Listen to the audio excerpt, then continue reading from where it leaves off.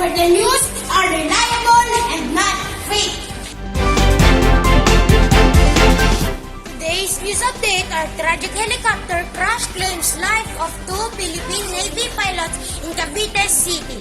And the ex-Philippine leader Duterte rails against President Marcos and the US in Chinese media. Let us also welcome our news reporters. Hello everybody, my name is April Christian Bredisam. Here's the first news for today. Two Philippine Navy pilots died in a helicopter crash near a market in Cavite City. The helicopter made an emergency landing but couldn't prevent the fatalities. It happened at 6:30 a.m. in the Draga Reclamation area.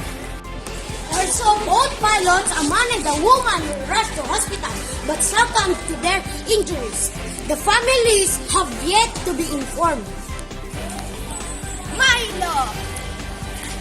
Hala, Milo, favorite ko ito. Kaya pala guys, ang Milo ay hindi lang naiinom, kundi napapapak din.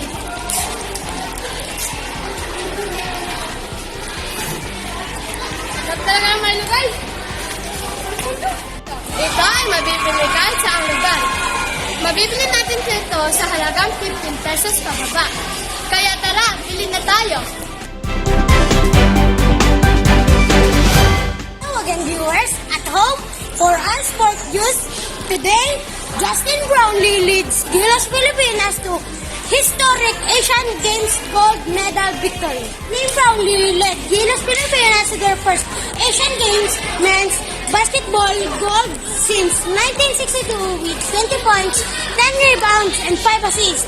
His stellar performance ended Gilas' medal drought dating back to 1998, securing victory over Jordan in the final. That's all for our sports news today, but our entertainment news is Catherine turned emotional as she remains as a forever kapamilya. Amber will be Gossip Minute reporter. Dean Bernardo renews her contract with ABS-CBN. Her network for 20 years shapes presence, gratitude, and loyalty despite the challenges faced by ABS-CBN. Executives and colleges praise her talent and character.